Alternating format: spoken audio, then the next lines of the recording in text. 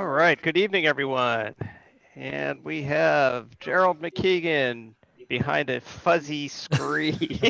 I don't know what's wrong with Hey, my camera. you gotta clean your camera, Gerald. I don't know what's going on there. Take a hammer Yeah, to you know, I'm sitting 2 feet away from you, and it looks like you're in a snowstorm. He's Yeah, turning really. green too. Yeah, God. All right. I'm Rich Ozer, and there's John Curry. And he is not sitting 2 feet away from me. He's sitting 6 feet away from me. Get us all in trouble here. You know? That's right. All right, that's true. It's 6 feet away.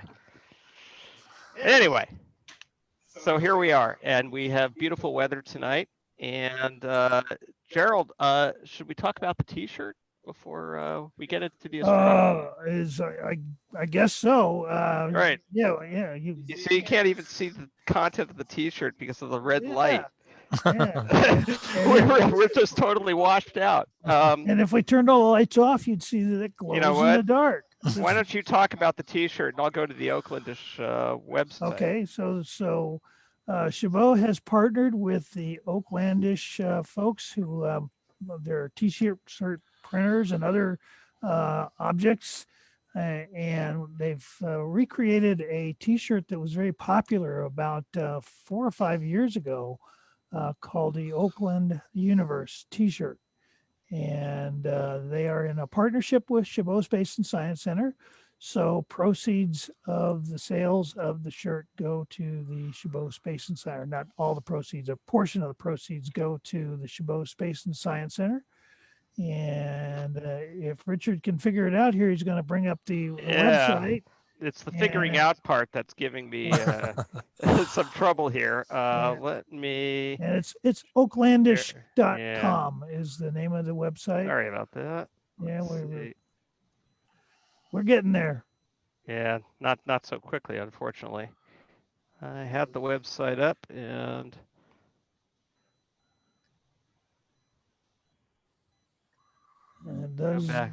Let me go back here. I'll do this again. Oaklandish.com. There it is. Yep. And it's under new arrivals.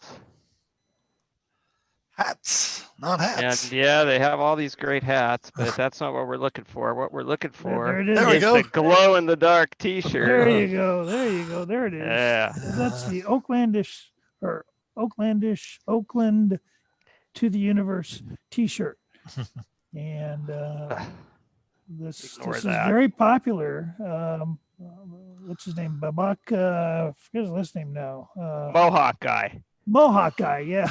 Mohawk guy. So if you remember back when the Curiosity rover landed on Mars, there was one very popular guy in the crew, the JPL, a NASA guy. Yeah, mission control guy. Yeah. Mission control guy. His name was Babak. And he really liked these shirts. And he was, among other people, the ones asking that we bring them back. So Oaklandish has done so. And we encourage you to check it out on the Oaklandish website and take a shot at buying one of those T-shirts. And remember, percentage of the proceeds goes to Chabot Space and Science Center. And if you show up at Chabot with this T-shirt, John will give you a free mohawk. We get to get that electric razor out. Yeah. All right. I'm going to stop sharing here. Okay.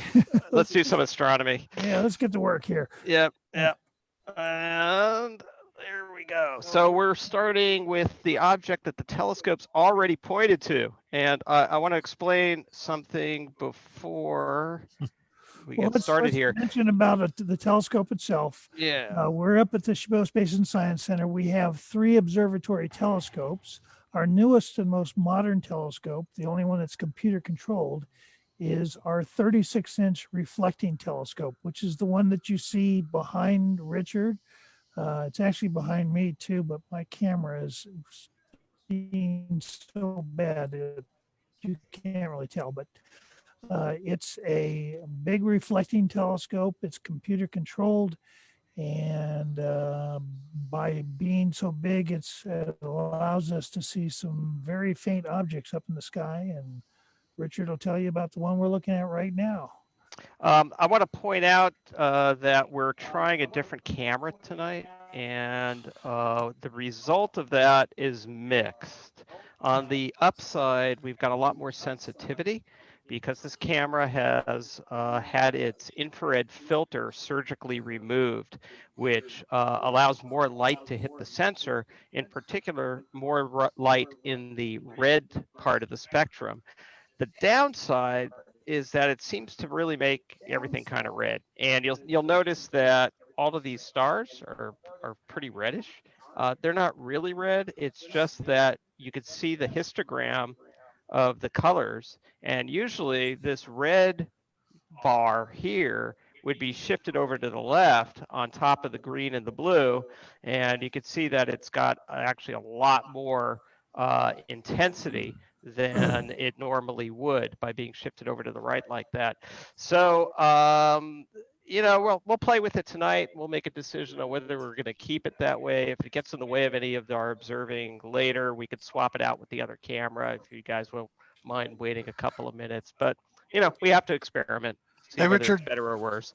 Yeah, what's you that? might just explain why there's a red filter in a camera to begin with. Oh, yeah. They Well, infrared light, if we didn't have a filter like this in a camera, in a DSLR camera, or in front of a CMOS sensor, then heat and infrared light in general would wash out the image. It would overwhelm all of the other colors in the natural world. And so it's very important that the red side of the spectrum get cut off so that the shorter wavelength light doesn't get washed out by all of the intense amount of infrared light that surrounds us as a normal part, and in the normal course of events. So also that's help a why lot. that's there. They also help a lot with red eye and that kind of thing when you're taking That's flash right. photography of people. Yep. And so for astrophotography, though, it cuts off some of the spectrum that we're interested in. So there are companies that will remove that filter for a fee, or there are also cameras that are built by Canon and Nikon that don't have that filter in it that are specifically designed for astronomy. So that more or less covers it, right? Perfect. All right. Yeah. Okay. There we go. So anyway, what we're looking at is a planetary nebula called the Blue Snowball Nebula, and we've looked at this a couple times in recent weeks, and we have very nice seeing tonight. And also, I'm noticing that we're getting a greater amount of detail from this camera. I mean, I'm seeing a lot more structure in the nebula than we have in previous weeks. And what a planetary nebula is kind of Gerald, you put it really well earlier tonight. It's a preview of what's going to happen to our own sun in another, 5 or 6 billion years from now. And what happens is the star burns through its hydrogen fuel and starts burning through its helium, which helium is the element that's formed by the fusion of hydrogen. So hydrogen runs out, starts burning helium, and as the materials in the star continue to fuse and they fuse into heavier and heavier elements, the star begins to cool. And as it cools, the gravitational pressure overwhelms the heat that was keeping the star at its previous size, and that causes the star then to heat up again, and it starts to pulsate. It gets hot, it cools off, it gets hot, cools off. Gravity and heat are working against one another, and every time it does one of those pulsations, it throws off a shell of gas. And that gas gets ejected into space around the star, and it is illuminated by the light from the core of or actually the white dwarf star that is at the center of the nebula that you could see right there in the middle. is the white dwarf star. And that white dwarf star is what's left of the star and will remain for billions and billions of years after that large amount of material has been ejected off into space. And it reaches a new stable point. And it's really the core of the star that continues to burn at a much cooler rate than before, but enough to keep the illumination of the gas around it going. And the blue indicates oxygen, the red indicates hydrogen. It's mostly hydrogen gas that's out there in space around the white dwarf. But this particular nebula happens to illuminate the blue very well, and that's why it's called the blue snowball. And we're kind of looking right down the throat of this nebula Right. in order to give it that shape. Do you want to add anything, Gerald, Yeah, or correct me especially? The surrounding gas is mostly hydrogen, like Richard said. It has a small amount of oxygen in it, but when you expose hydrogen to ionizing ultraviolet radiation, which is what's coming off of the white dwarf, it glows in a very deep reddish color that's faint and kind of hard to see. But the oxygen exposed to the same amount of ultraviolet radiation glows very brightly in this kind of a turquoise color. And so it overwhelms the deep red color of the hydrogen. And so it looks like it's mostly oxygen, but in fact, it's mostly hydrogen. It's just the oxygen is a lot brighter than the hydrogen. The interesting thing about these planetary nebulas is that, and why they're fun to look at, is even though it's the same phenomenon, they all look a little bit different because they're all in a slightly different orientation, or because they may have planets orbiting these stars, or there may be binary star systems. The shape of the gas clouds tend to differ dramatically from one another. And so you get these really interesting patterns. And if you look closely at this one, you'll notice how there's like a rectangle of light green light around the white dwarf. And then it's kind of a circle around that, and then a very, very faint oval in 90 degrees to that circle. So you get these really interesting patterns. And if you were looking at this from the side, it would look more like an hourglass shape. So depending on what that orientation is, sometimes it'll look like a ring, sometimes it'll look like an hourglass, and sometimes it'll be some type of geometrical pattern in between. And they're fun to hunt down and take a look at. But most of them are very, very tiny from our point of view here on Earth. And it's really only, a dozen or so that are kind of large and dramatic like this one. Now, this one is 1,800 light years away, which is, a neighbor. That's very close. I mean, It sounds like it's far away, but it's as celestial objects go, it's very close by, and it's almost a light year across. So if you think about it, that illumination at the very edge is caused from the white dwarf star lighting up that edge with light that's half a year old, right? Yeah. We did get a question that how large would the white dwarf be compared to Earth? And it's been mostly answered by other people in the chat there. That's a great It's about question. the size of the Earth. It's About the same equal. size as the Earth. So you take a star that was once nearly 1 million miles in diameter, and you shrink it down to the size of the Earth, and that's what you get with a white dwarf. So it's, the star was, when it was in the prime of its life, like our sun is right now, it was maybe 1 million miles, maybe a little bit less in diameter. And then it shrinks down to less than 10,000 miles in diameter. So, but they last a really long time. Yeah. That's what I always found interesting about white dwarfs is that, unlike, these giant stars that have cataclysmic, supernova and or explode and turn into neutron stars or black holes, these white dwarf stars, like our own sun, will become will last till the end of the universe, right? I mean, they just keep going and going and going. So it's very interesting how stars of different sizes have very different life cycles and very different endings. Yeah, most stars actually end this way as planetary nebulas and white dwarfs. It's actually only the very massive stars more than 8 times the mass of our sun, that will explode in a supernova. Most stars die this very slow death that you see here. Now, speaking of supernovas, we are going to try to look at one later on tonight. So hang in there. There recently was a supernova in a distant galaxy, and so we're going to try to take a shot at it later on tonight.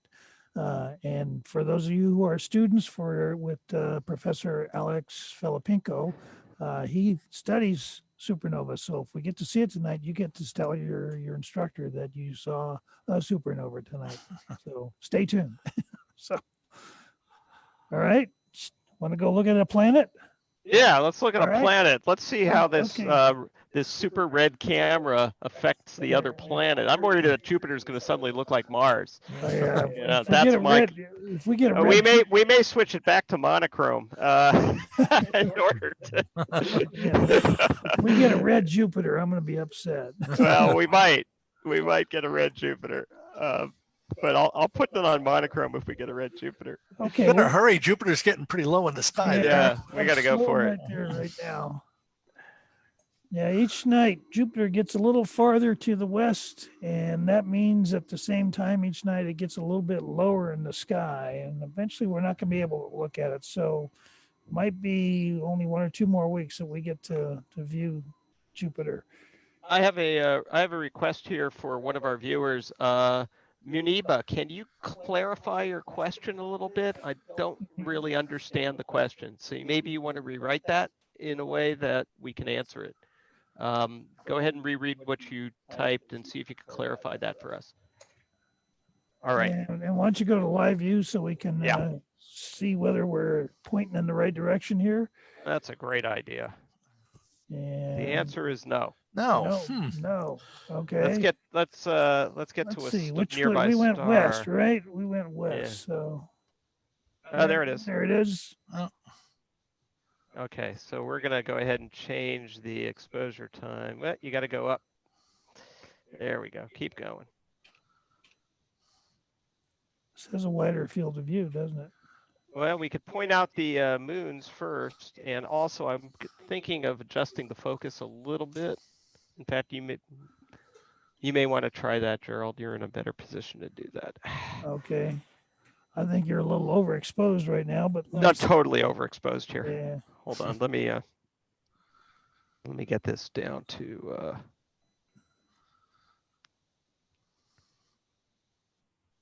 Yeah, maybe you don't have to adjust the focus. Let me play with the.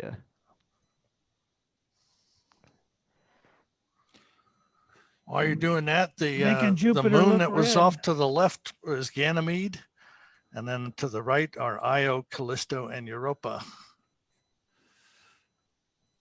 The moons that we can't see anymore because. Now we're in too close. Sorry. Yeah, it's pretty soft.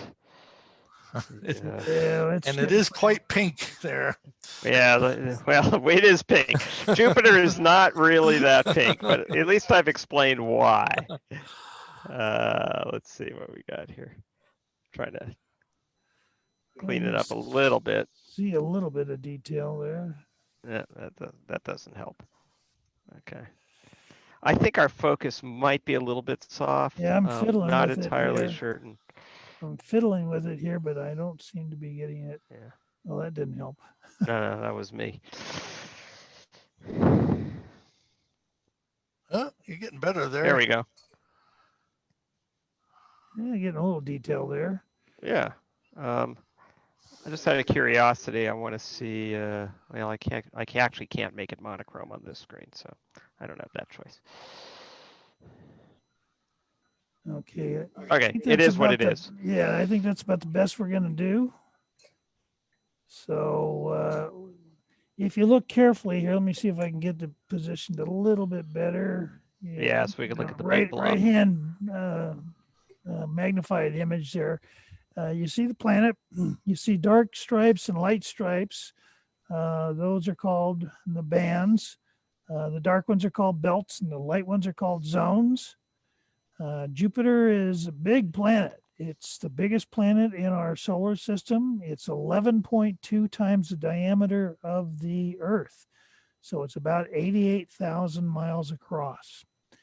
And it's turning very rapidly on its axis. In fact, a day on Jupiter is only about 9 hours and 50 minutes long. So it's a much shorter day than here on Earth. So you can imagine if you've got a ball that big spinning that fast, it's really moving at the equator. And it's a gas giant. So it's mostly just dense gas and clouds.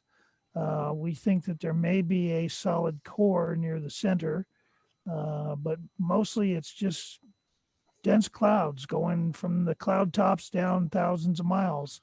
Um, and because it's spinning so fast, high and low pressure areas in the atmosphere, in those clouds, actually get wrapped around the planet. So the dark belts are low pressure areas, and the light ones, called the zones, are high pressure areas. That's kind of a generalized statement. And then you can't see it very well right now, but there are a lot of eddies and swirls within the belts and zones because the atmosphere is so turbulent. And there is also one big cyclonic storm, if you will, on Jupiter. It's called the Great Red Spot. And it's too bad it's not visible right now, because with Richard's camera, it would be really red. Yeah. Yeah. I just checked. The red spot won't be coming around till about 10 o'clock. Yeah. So it's the wrong time right now. Well, Because Jupiter rotates so rapidly, we only get to see the red spot for about 4 hours at a time. And, it just keeps rotating out of view. So if you do see it, if you watch for a while, you'll actually be able to see it moving across the planet. And if you wait long enough, it'll actually come into view and then go out of view on the opposite side of the planet. So Jupiter also has 4 big, what we call Galilean moons. They're the largest moons of Jupiter. Jupiter has well over 70 moons, but most of them are much too small to be seen even from here on Earth. But there are 4 big moons, the Galilean moons, and what was it, Ganymede on the left? Is that what it was? Ganymede is on the left, yes. Yeah, and then Io, Callisto, and then Europa. Europa on the right. Yeah. Yeah. So if we were to come back, say 2 hours from now and look again, you would see that the moons have changed position. These moons orbit around Jupiter very rapidly. In fact, Io, which is the closest of the 4 to Jupiter, takes less than 2 days to orbit around it. So just within the space of a couple hours, you see that Io has moved quite a bit. Cool. All right. Yep. Well, should we go and see if you can make Saturn look red as well? Saturn will definitely look red. All right. But I'm actually really mostly interested to see what Mars is going to look like. There's no doubt Mars is going to look the way people expect it to look. All right. So we're going to slew to Saturn and take a look and see what Saturn looks like. We were looking at it visually earlier this evening, and it looked pretty good. So I'm hoping it's not too bad here. It's very red. Definitely red. All right, folks. Saturn is not red. Saturn is not red. This is so wrong. I know. You see this. If you could center this one here a little bit, you see the lower right image. Get that centered a little bit. That way we've got at least a monochrome on there. Okay, perfect. Yeah. Thank you. All right.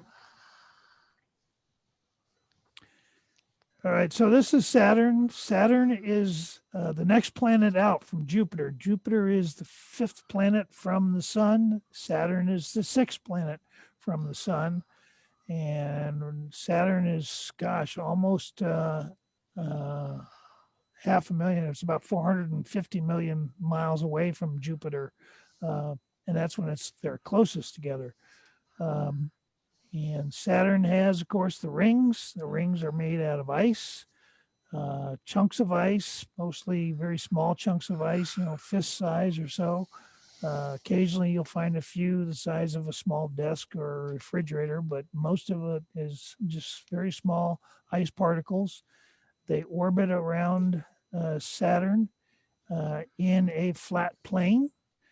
And if you were to get up close to that flat plane, you would see that there is actually not just a couple of rings, but actually hundreds of rings.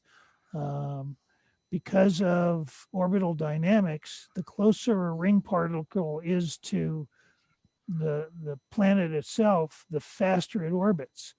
So the ice particles that are in the inner part of the ring orbit faster than on the outer part of the ring by a significant amount. And that causes shearing within the rings. So instead of having, one or two or three big rings, you've got hundreds of little rings. One thing I want to point out, and Richard, if you can kind of point it out with your cursor there, above and to the left of the planet. Actually, I'm going to go to the big one and Yeah, point there it you to go, the right pointer there, here. right there. Yep. Yeah. You see a little dark spot. Looks like there's almost like a gap in the ring. That's actually the shadow of the planet on the ring plane. So the sun is not directly shining directly onto it. It's coming from a little bit off to the right. And that means the shadow is being cast a little bit to the left. And that shadow is falling on the ring plane. And we can actually see a little hint of it there off to the left of the planet. All right. I'd like to not lose track of a couple of questions that have come in. Okay.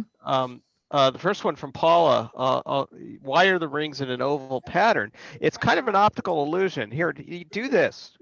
Go into your kitchen, take a plate out of the cupboard, and stare at the plate with the face on, and it looks like a big circle, right? Now, if you tilt that plate, let's say 45 degrees away from you, you'll notice, hey, it looks like an oval. And that's kind of what you're seeing here. The rings are a circle around the planet, but that they're tilted from our point of view. If we were staring down at Saturn from the above the North Pole or South Pole and looking down on the rings, they would be circular. Well, not only that, but they change over the course of Saturn's orbit. Saturn takes 30 years to orbit around the sun. And over that course of that period of time, the angle of the tilt of the rings changes. In fact, there's a brief period when the rings are edge on. So they literally disappear because the ring plane is very thin. It's only a few dozen meters thick at the thickest. And so from the Earth, when it's edge on, the rings just seem to disappear. And then they can be tilted much more than what you see here. In fact, I've got an image. If you'll let me share here, Richard. Yeah, you should have sharing rights. Okay. So I've got an image here that we'll share. So here's an image of Saturn taken at different times when the rings are tilted differently. And you can see that sometimes the rings are tilted a lot. Sometimes they're tilted very little, and it doesn't show it here, but it can actually be edge on. And that's because the axis of rotation of Saturn is not perpendicular to the plane of its orbit. It's actually tipped, just like the Earth's axis is tipped relative to the plane of the orbit. And the axis, the rotation axis, points to the same spot in space all the time. So as Saturn orbits around the sun, the appearance of the planet's tilt changes from our perspective. And so sometimes we see it tilted a lot, like you see up here. Sometimes we see it tilted just a little bit. Sometimes we see it edge on. And it actually goes through cycles. It's a 30-year cycle. So it goes from maximum tilt to edge on in about 7.5 years. Then it goes to maximum tilt in the other direction. It takes another 7.5 years to get to maximum. And then it comes back to edge on. And then eventually it comes back to the same maximum tilt. And that whole cycle takes 30 years to happen. All right. So back to you there, Richard, your camera. Hurry up. I don't want to see my snowy self. You don't want to see your grainy face here? There we go. There we go. All right. Well, Mars is up. Yeah, let's take a look at Mars. At least we won't have to apologize for the color. Yeah. Yeah. So we're going to slew on over to Mars. Make sure we're synchronized here. Telescope is computer controlled. So all we have to do is tell the telescope we want to look at Mars, hit the go button, and away it goes. Is the ladder out of the way? Yep. Yeah, it's good. Now, we're making a pretty big move with the telescope. And sometimes what happens when we do that is the telescope doesn't quite slew far enough. So we may have to do some adjusting here once the telescope stops. Oh, it went by real quick. You need to go back a little bit. Okay. That's unusual. Usually it undershoots. Looks like it overshot. It just went by the corner too. Well, okay, I've moved it a lot here. All right. Well, why don't we Wait, maybe I can just do it. yeah, take a look through the finder scope. That's funny because normally, There it is. We got it. Look, what we got it. Yeah, that was right. Let me put the bullseye up.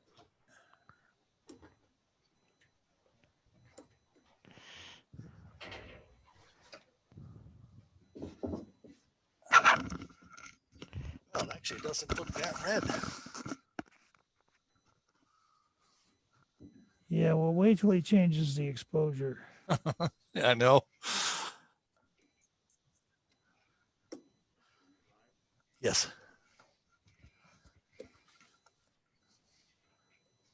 All right. Okay. Bullseye. The monochrome image doesn't look too bad. Oh, yeah. I know. I was telling you, maybe I ought to put it back on monochrome, right? All right. Yeah, we're seeing some detail. Yep. Someone says they saw Mars a few days ago. It was as bright as a plane. Yeah, it is very bright in the sky right now. It almost rivals Jupiter, but not quite. And when you look at it with your naked eye, you can actually see it has kind of an orangish color. And that's how it got the name, the red planet. And we can see some dark blotches on the planet. Those dark areas are older terrain on Mars. Mars is kind of divided in half. It's kind of the northern half of it is much lighter in color and has far fewer craters. We think that's because the ancient volcanoes that used to erupt on Mars spread a lot of ash and dust, mostly in the northern half of the planet, and filled up a lot of basins that used to be big oceans or lakes. And in the southern part of the planet, it's much more rocky, much more mountainous, and a lot more craters and darker in color. So think of it as a sandy desert north, where it's light in color, and much more mountainous terrain to the south where it's dark in color. That's a very, very much a generalization, but that gives you the idea. So we're hoping to see maybe a little bit of a ice cap. I think my imagination is maybe filling in the blank here, but I think I see a little bit of an ice cap On the about 8 o'clock position. Is that where you're looking? No, actually Or about the the 1 o'clock position or so, oh, but maybe I'm wrong. I don't know. I'm not seeing it. Hold Yeah, on. Let me. yeah, Yeah, I'm not seeing yeah. the ice cap. Yeah, every once in a while I see a little white patch showing up there. But one of the problems we have, especially with a more powerful telescope like this, we're very sensitive to turbulence in the air. And what happens is that when you get a little bit of wind blowing, it changes the density of the air, and it can change from 1 second to the next. And when that happens, we see, my goodness, what are you doing? I'm Yeah. seeing what those different Oh, settings do. I was yeah, so yeah, curious. yeah. When that happens, it causes the image to seem to go in and out of focus, kind of like you're looking at this object in boiling water. In fact, astronomers often say the object looks like it's boiling. So, unfortunately, that means that we only get little glimpses of some of the detail on Saturn. Uh, Surprisingly, a big telescope like this, it pulls in so much light that it actually, for looking at a planet like this, it's not the ideal telescope. Smaller telescopes that pull in less light, you get less contrast, and it actually can often show more detail than a big telescope like this on planets. Other objects, deep sky objects, it's different, but for planets, often a smaller telescope is actually better. Last weekend, we were trying to take images of Saturn, or not Saturn, of Mars with this telescope. And we took lots of images. We got a few that were relatively clear, and we were pretty proud of ourselves. And then a guy in our astronomy club who lives in Berkeley sent us a picture that he took from his backyard in Berkeley with a small telescope at almost the same time that we were imaging. And it was way better than our images. So different telescopes are good for different things. All Um, right. Sarah asked an interesting question. She wants to know if telescopes could ever be powerful enough so that they could detect, and she's talking about microscopic signs of life. And the answer is not directly, because there are certain rules of physics about how close you can resolve an object at a distance given a particular aperture of your telescope. So if you have you basically can magnify 50 times per inch of aperture. So if you have a 10-inch telescope, then the theoretical maximum that you can magnify is 500 power. In reality, you're only going to get maybe half of that here on Earth. But if you put it in space, let's say under perfect conditions, that would be the maximum. So you could see that in order to resolve something really tiny that you couldn't even see except by with a microscope here on Earth, that you would need an impossibly large mirror just to get past the basic physics of light. So it's a no in that respect, but in order to detect life, we're not looking for the life itself, we're looking for the byproducts of life. So oxygen, for instance, on Earth is a byproduct of life. It was plants that took carbon dioxide and converted it to the oxygen that we depend on to breathe. And oxygen has a very specific spectrum of light. And if we have a powerful enough telescope to resolve a planet around another star, we should be able to tell what the gases in the atmosphere of that planet are and determine whether or not those gases are natural gases from the formation of the planet by comparing it to the other objects in that system, or whether it is different in a respect that would indicate the presence of life. So that's the way that astronomers and astrobiologists are going to be looking for life in other star systems, is by studying the atmosphere of very distant planets. Yeah. Well, shall we move on to some other things? Richard, you've got a list there of several things. I'll tell you, let's go to something easy for right now. How about let's take a look at Eta Cassiopeia. All right. I'll tell you what, I'm going to slew up toward Cassiopeia. Yeah, that's not too far from where we are. Yeah.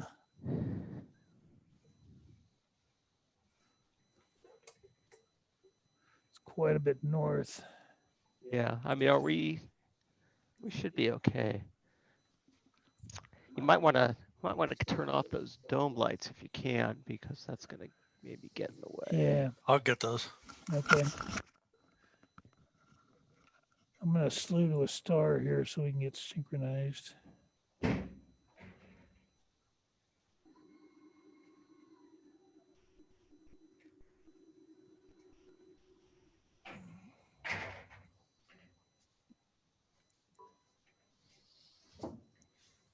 And I don't see it. Yeah. We might want to go to a bright. Yeah, let's go to a brighter one. Go to a bright one. Make sure we're synchronized.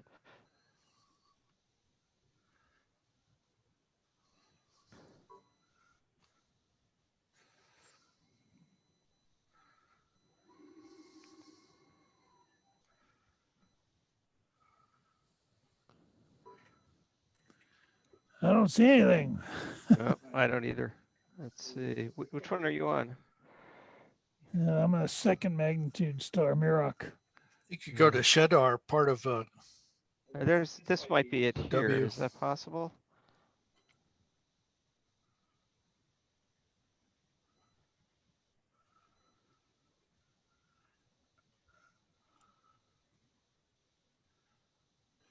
Yeah, that seems pretty dim for what we're looking at No, now. I don't think that's it. I don't think that's it.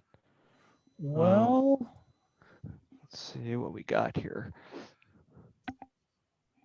Yeah, we're way off to the right here. Let me see if I can get.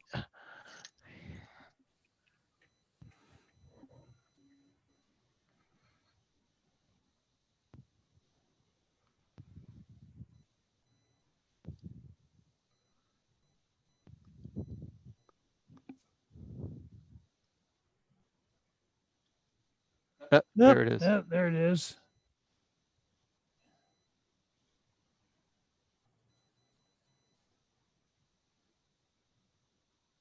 Oops. Whoops. Okay, why don't we do a sync? All right, I'm gonna go a little bit farther north here. All right, I'm going to put up the bullseye. Yeah, okay, you got it. Yeah, good enough. Yeah. Is this Eta Cas or is this? No, it's not. We're just it's just a synchronization star. Okay. Yeah, when we make really big moves with a telescope, sometimes it tends to want to overshoot, so we have to do some synchronizing to get it straightened out. So, whoops. Eta Cas. All right, here we go.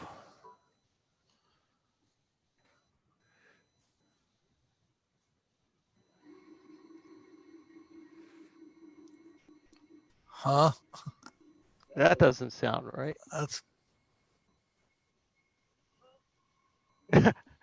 No. You went to the other Eta Cas. Yeah. Stop. It's got a name. You might search for ACHIRD. Well, I'll tell you what. Let me get over in the neighborhood here. Okay. At least get that part right. Yeah.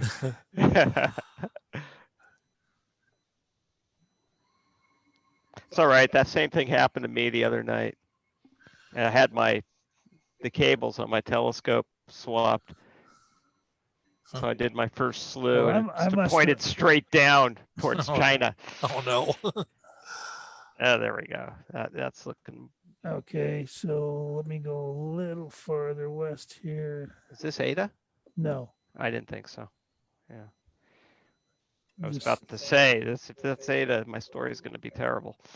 Okay. The good news is we are in Cassiopeia. So, Okay. what was the other name, John? ACHIRD. Ah, ACHIRD. Ashard. Yeah. Or Ackard. Could not find that object. Did not find it. Yeah. What else do I have here? Okay. Let me put this in again. It is. Thinking it's that one there, but I'm not entirely sure. No, the star right there. Maybe. This one? Yeah. Yeah. See if you click on it and see if it's Yeah. on the Hang right on a catalog. second here. Cancel that. This one? Yeah. Maybe. SAO number. No, that's on a WD. I don't have an SAO Could number be for that it. that pair right there. That's the other possibility. No.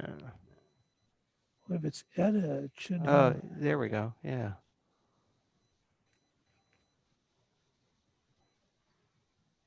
No.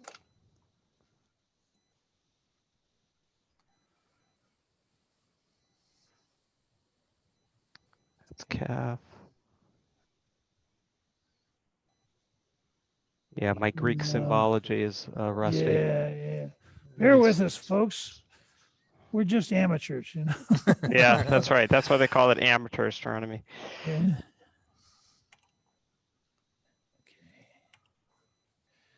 Okay.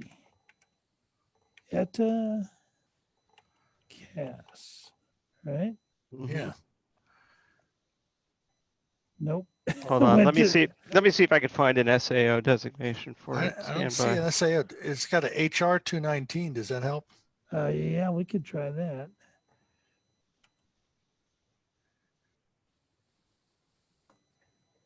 It's HR. Yeah. HR 219. Okay. Yeah, that doesn't work. Uh, That's funny. It is. what about coordinates? I can give you coordinates. It's just to the left of Alpha Cassiopeia. It's the Eta is the symbol that looks kind of like an N. So Alpha is on the right-hand side of the. I think is that Alpha. It's alpha right there. And You Okay. want a right ascension and declination? there it is. It's this one right here. It's that one. This one? I think so. This is That's gamma. Gamma. We Try tried that. that. We tried that one already. Well, yeah, but that says That's it. Go that's it. through there. That's it. Yeah, okay. You got it. Yay. Zeta, Eta, Potato. Oh, it's because it doesn't accept CAS as a substitute or as an Yeah, there. abbreviation. Good. Oh, it This is what I doesn't? wanted to see. All right. We're good in live view. Okay. Let me get this bumped up here. And we get up 6,400. Okay. So this is a double star system.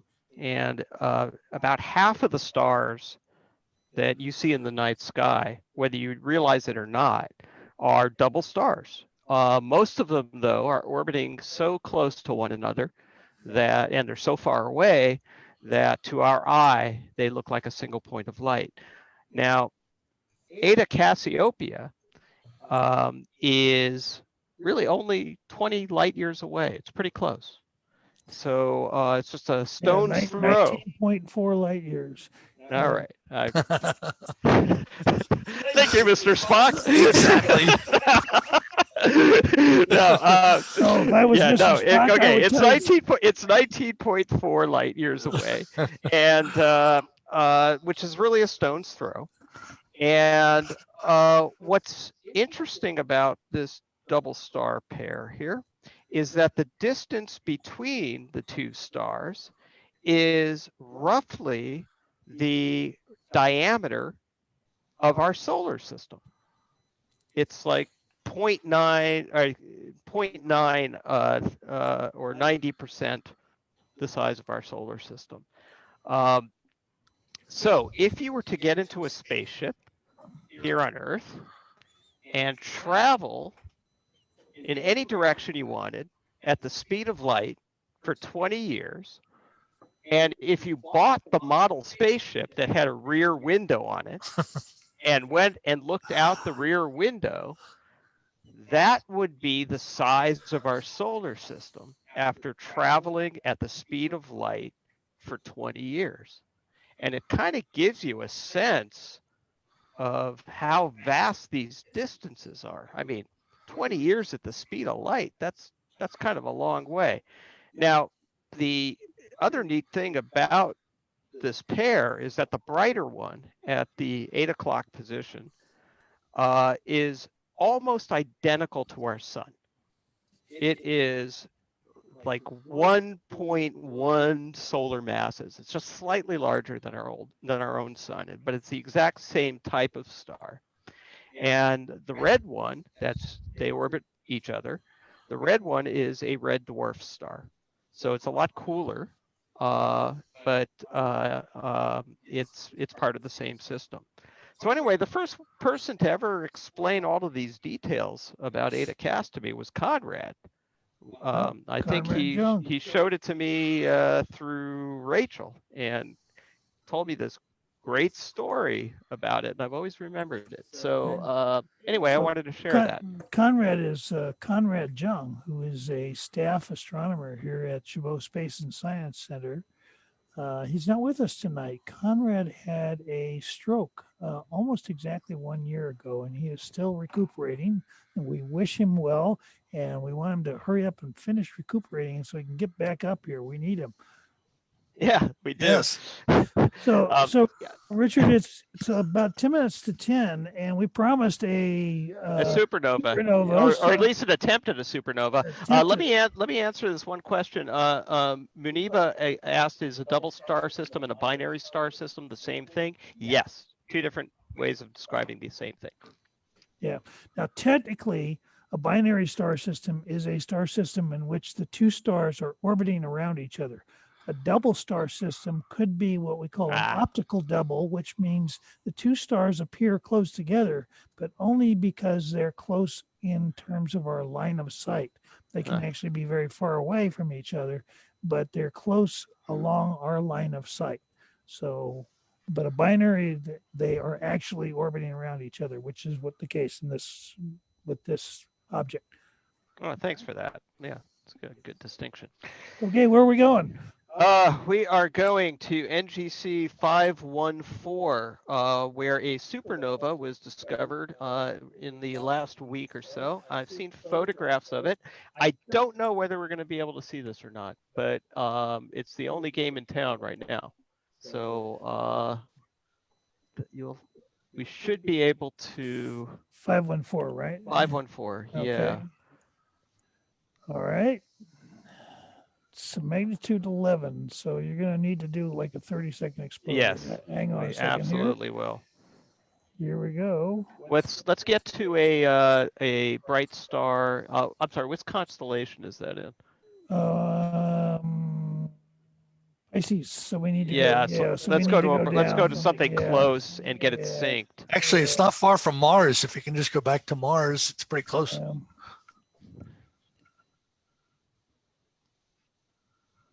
I'll tell you what, I'm going to go right here first.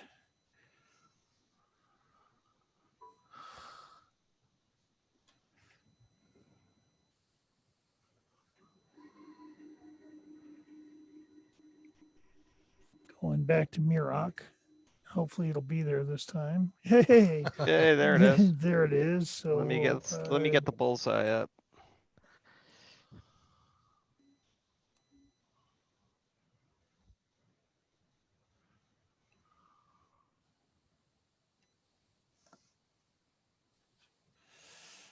All right. So we'll sync on that.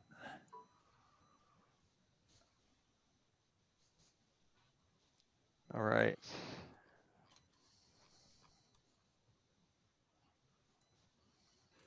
Okay, still going to be pretty long slew, but we'll give it a shot. We'll give it a Here- shot. Yeah, hopefully we'll get Okay, NGC 514. Here we 514. go. Now, 514, these NGC numbers, they stand for New General Catalog. And really every galaxy and nebula in the sky that's been discovered has an NGC number if it's a certain brightness or above. And this one is particularly dim. 514 is like a 14th magnitude galaxy. Terrible This idea to says name 11. a catalog new.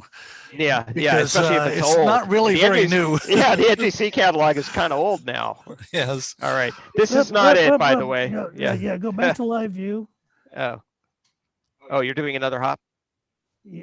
Yeah, there we go. because Okay. there's a nice star very close to it Oh, perfect. Okay. that we can use to. Oh, that's great. You got the camera nice and oriented north and south. Makes it very easy. Well, you taught me how to do that, Yeah. and I paid attention for a change. Your secret's safe with me. Okay. All right, here we go. All right. Okay, so we're not going to see this in live view. We're going to have Right. to do a long exposure. Let me know when we're there. We are there. Okay, so this is the photograph that we started off with in the beginning of the evening. You can admire it, but it's not what we're after right now. So let me start the exposure. Yeah, This is going to be a 30-second exposure. So cue the Jeopardy theme. Yeah, do. At least we have the clock on there. We can see where it's at there. Yeah. You know, I had a slide related. I'll have to skip that. I don't have an Maybe I'll image show of it that galaxy afterwards. at all. So what we're looking for is a galaxy with an extra very bright star. One of the interesting things about supernovae is they put out a tremendous amount of light. So you could see a distant galaxy and not see any individual stars in it. But I see nothing. I see nothing. Nada. Want to go for maybe a longer exposure? I'm gonna go up to 3200. 'Cause I don't see any stars at all. Yeah, it's Hot pixels. Yeah, I just see hot pixels too. That doesn't look right. Let's try it again. Okay. Duration, light type, filter.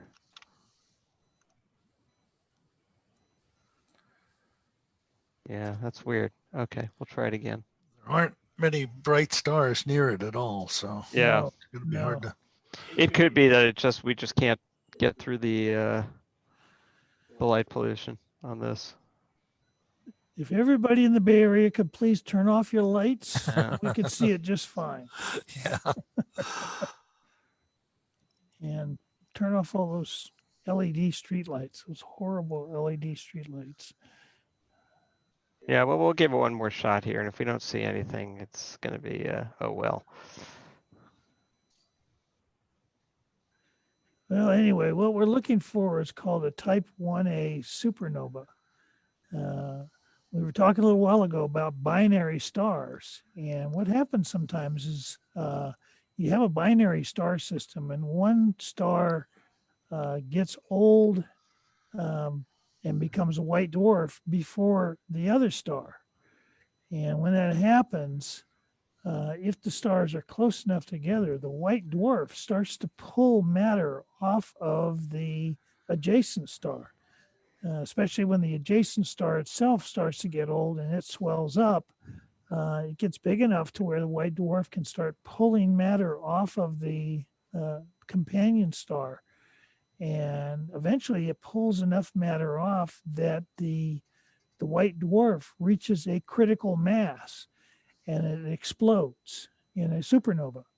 And that's called a type 1a supernova. And the thing about type 1a supernova is that the physics is very consistent. It happens at a certain mass level, and when it explodes with a certain amount of energy. And it's so predictable that we can use type 1a supernovae as a way of measuring distances to faraway galaxies, because we know what the light curve should look like and how bright and how intense it should be. And so we can use that to calculate the distance to distance supernova. And it's using that technique that we discovered that the universe is expanding. Two teams back in the 1990s were using this technique to measure the distances to distant type 1a supernova and other galaxies. And what they discovered is that instead of the universe slowly shrinking as we thought it was doing, we found out the universe was actually expanding. And that kind of threw astronomy into a tizzy, because prior to that, the assumption was that the universe was contracting. I have a theory. Okay.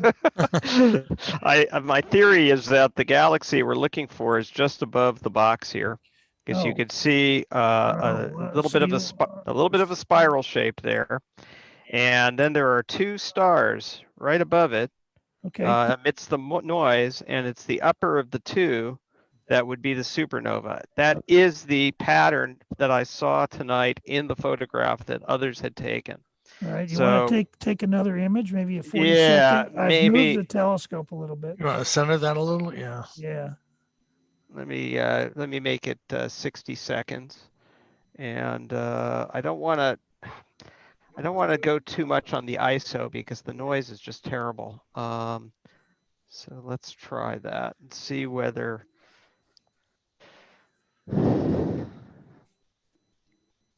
Boy, we are in a region where there are not a lot of stars, so we are looking into deep space.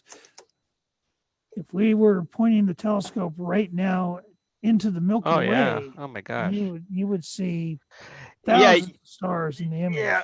Usually when I'm looking at the star map that controls the telescope, there's at least a star every quarter inch or so, right? Here, it's like they're an inch apart. You know? Not that bad, but almost. Yeah.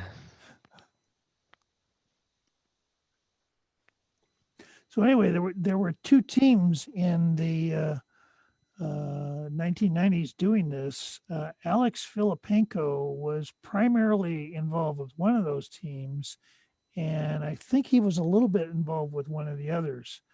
And both of them came up with the same conclusion at about the same time, but the Nobel Committee decided to give one team priority over the other one, and so they got the Nobel Prize. All right. We actually overshot here. So that bright. But that's our galaxy. That's for sure. Yeah, that bright object you see there, is that the supernova? The supernova is a star that's like right here on the galaxy. So. Okay. Or it's either that one or it might be this right here. It's a little tough to figure out. I think we're. Yeah. Okay. This is what I was expecting. Okay. Hold on. Let me get this. Zoom in a little here. Yeah.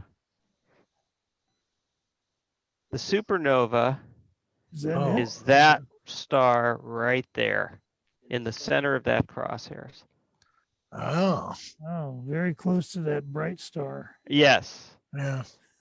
Not so bright. Not so bright. Look, this is like a 12th or 13th magnitude supernova. It's not that bright Yeah. from our perspective. But That's interesting because I can do asteroids much fainter than that and have no problem with a 40-second exposure. But I'm using a much more sensitive camera than you are. yeah, this is not Right. anywhere near as sensitive. Anyway, Well, that's we about as tried. good as we. Yeah. We I think tried. that's it. I can't guarantee it. It's not 100%, but Well, I'll tell you what, we're kind of at least we close. saw the galaxy. Yeah, Right. we're kind of close to M74. How about we end up with M74? Oh, that's a great choice. Okay. All right. Yep. All right. I'm going to slew on over to M74. Is that the open star cluster that you were No, that's a wanting to? spiral Oh, okay. galaxy. Yeah, Okay. it's getting close to 10 o'clock. Actually, it is 10 o'clock. So we'll end up here with a spiral galaxy, and we'll try that star cluster next week. Are we going to do an intermediate star? Or do you want to go straight to No, we're actually very close to it already. Okay. So we're there. All right. Let me start the exposure then. You gonna do like a 30-second? There Yep. we go. Yeah, that should do it. Oh, yeah, that is very close. Ah.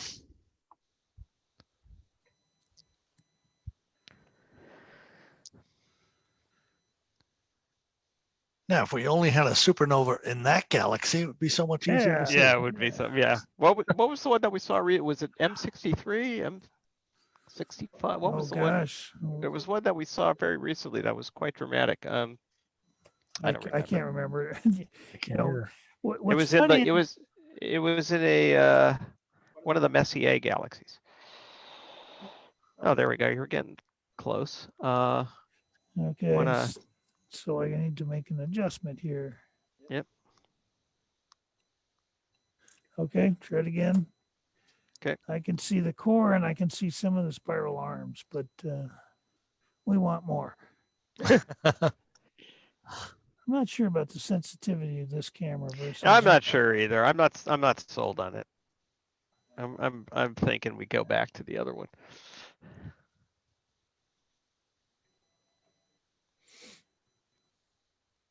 This will be the spare.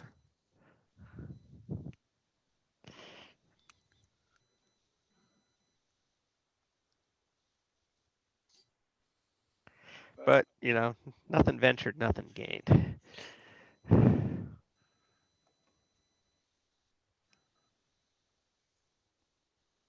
Give it a sec. Come on. All right. A little closer to the center. Yeah. You can see some arms. Yeah. Let me see if I could enhance this at all. Or at least... John, does your thing tell you how far away this is? Should. Let's see.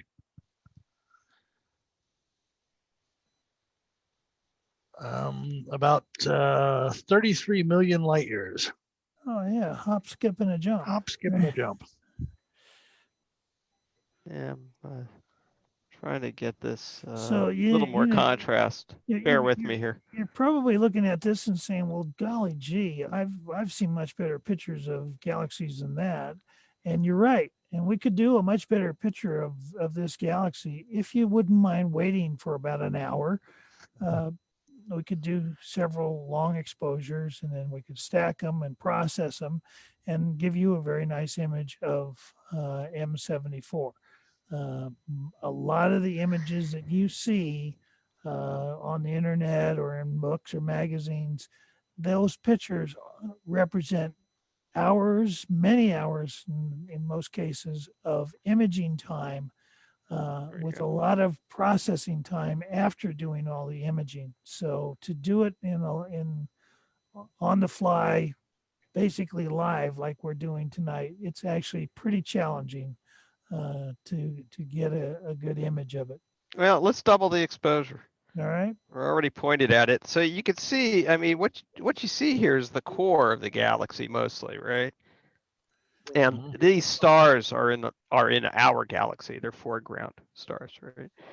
And you could see the spiral arms going out like this, and like this. Yeah. All right, but we're not getting enough data on a 30-second shot to really see that. With light pollution and just in general, you need longer sub exposures in order to get some real detail. That's how real astrophotography is done. Many images, often using a different type of camera that shoots only in black and white, and you shoot through filters, and then you combine those images and do a lot of processing, and that's what gives you those really pretty pictures that you see in Okay, that's a bit better. a little bit more detail. Oops, hold on.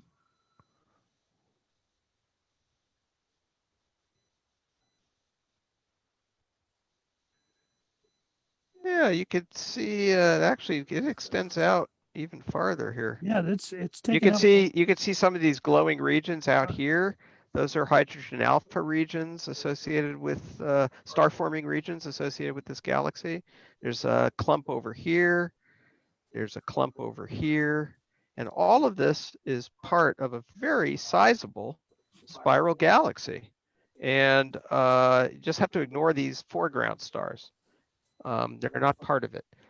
But even this here even might be part of that galaxy. That may not be a foreground star. It's hard to tell. That's better. All right. So yeah, what Gerald is saying is absolutely right. I mean, if I'm doing an astro image, it's not unusual for me to have between 7 and 9 hours of exposure time. Yeah. I mean, and trying to get something in 30 seconds or 60 seconds, it's literally a stretch. Yeah, right. Even with a very big telescope. Even with a very big telescope, yeah. So there was one other object. I think I'm going to go ahead and give it a try because this was a disappointment, to be honest with you. So yeah, let's go. Let's get some eye candy. Yeah. So what I want to do is go to what's called an open star cluster. It's called M52. Yeah. And it's a open star cluster, and I believe it's tight enough for us to get in the field of view of your camera. So we're going to go ahead and slew on over, not too far from where we are.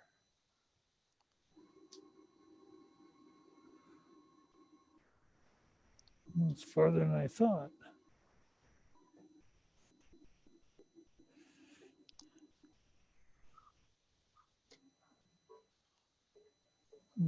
Try live view and let's see how it looks.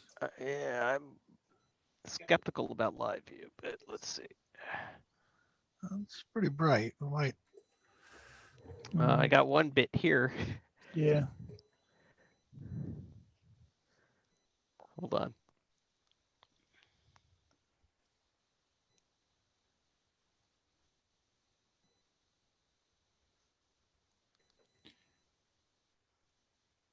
You do we got it.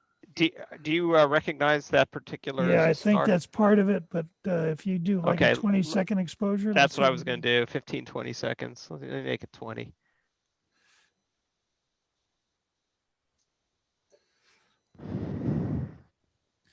So let me tell you what we're looking at. It's called an open star cluster, and open star clusters represent how most stars form. Stars form out of huge clouds of gas and dust. And those clouds, even though it's just gas and dust, it has gravity. And that gravitational pull slowly pulls the cloud together and it gets denser and denser. And as it does so, it begins to form stars. Oh, yeah. There we go.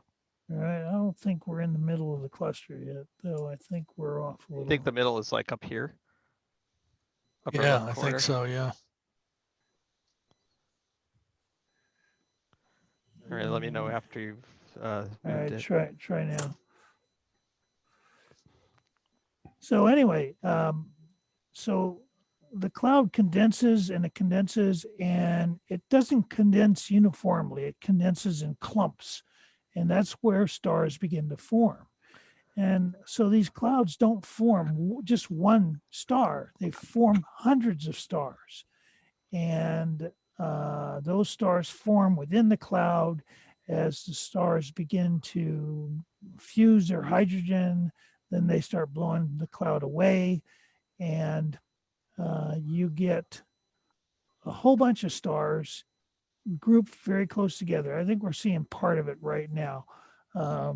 If we were right in the middle of it, we'd see a lot more stars than this. But so what you end up with is a whole bunch of stars forming very close together and forming at roughly the same time. And over as the stars begin to fuse and they begin to generate energy, they start either condensing more of the gas cloud into planets, or they blow the gas away and leave behind hundreds of stars very close together. And those stars then drift together through the galaxy as what we call an open star cluster. And most stars form that way. And what happens over time as that open star cluster orbits around the galaxy, because the distance to the center of the galaxy is not quite the same for all the stars, they slowly start separating because they're not orbiting at exactly the same velocity. And so over millions of years, the star cluster slowly spreads apart and eventually the stars go off on their own. Almost all stars form like that. Our sun formed in a huge cluster just like that. This is very common. And so when we see something like this, M52 is a open star cluster. It's about 5,400 light years away, and it's about 20 light years across. And within that space, there are about 200 stars that all formed at about the same time. And because they're roughly the same distance, by studying the individual stars, we can learn a lot about stellar evolution, because any differences that we see in the stars in the cluster are intrinsic differences. They're not because the cluster is farther away, or because one star is farther than the other, or one star is hidden by a cloud of gas in space or something like that. The stars are all roughly the same age and roughly the same distance away. So if one star looks brighter or one star looks bigger, that's an intrinsic property of the star. And using that, we can study the different stars and characterize those stars and create models of stellar evolution based on what we see in star clusters like that. So, Cool. Well, it's a little after 10 let me o'clock. Let's see if let we me can get a couple questions here. Yeah, right. Margot has a good question. It sounds like double stars often age at different rates. Yes, that's true. And or binary stars, if you want to be precise with the definition that Gerald was talking about. What's the biggest age difference that astronomers have seen? And that's a great question. I would say that there's a lot of binary systems that contain a red giant and a white dwarf. So we know that white dwarf stars will last literally, for the age of the universe, right? We talked about that earlier. Whereas red giants are much more short-lived. I guess the most although the red giant will eventually become a white dwarf. So it will eventually become a white Yeah. dwarf, and when it Right. sheds, that's right. That's the irony of it, right? So but as a red giant, it's short-lived, and it will become a white dwarf, or it will leak its material into the white dwarf, and then they'll have a supernova, and they'll both explode. and blow it all Yeah. apart. So Yeah. I mean, I guess the most extreme one would be a white dwarf and a blue giant, which I don't know of any pairs that are like that. Well, if you think about what we were just talking about stars all forming at about the same time in these open clusters, a lot of those stars are binary stars. So the two stars start out at the same time. So, they're the same age, Right. but one star may be much more massive than the other star. And the more massive star actually has a shorter life. The more massive a star is, the shorter its life, and it's an actual exponential ratio. So you could have two stars, one that's already a white dwarf and one that's still a star in the prime of its life, what we call a main sequence star. They're a binary system. They're the same age, but ultimately the lower mass star will last much longer as a regular star than the higher mass star, which is already now a white dwarf. So eventually the lower mass star will also become a white dwarf. But in terms of their age, they're the same age, but the one star has gone through its hydrogen fuel much faster than the other star, and that's the more massive star. So it's kind of hard to say, the stars aren't really one older than the other, but one has gone through its life much Life faster. cycle. Yeah. Much faster than the other. Yeah. That's a better way to think about it. Yeah. All right. Well, Alan mentioned that there was a red dwarf TV show, and I think that was fairly short-lived. All right. Any other questions? John, do you see any other questions there? There was one that Debbie already answered. I think it's if there are open star clusters, are there closed ones?